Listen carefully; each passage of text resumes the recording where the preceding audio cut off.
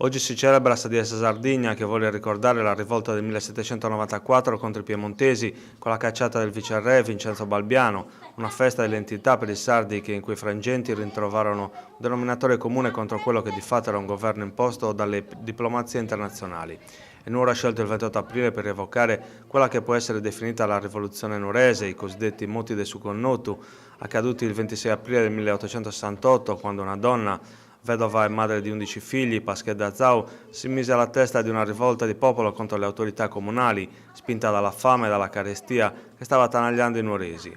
Una situazione di disagio aggravata dall'entrata in vigore 3 anni prima della legge sulle chiudende, che di fatto toglieva a gran parte della popolazione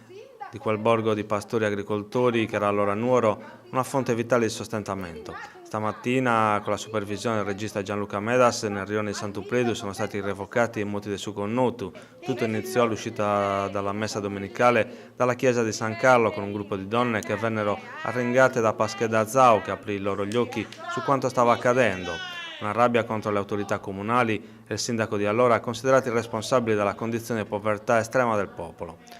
Al grido di Torramusa Suconnotu, le donne guidate da Paschedda Zau, interpretata dall'attrice Vittoria Mars, sono recate sotto la sede del municipio, oggi rappresentato da Casa Chironi, prendendolo d'assalto e portando fuori documenti catastali e altra documentazione cui hanno dato fuoco. Un momento storico sottolineato dal poeta estemporaneo Rubedu, una rivolta sedata dai reggi carabinieri chiamati dalle autorità a ristabilire l'ordine costituito.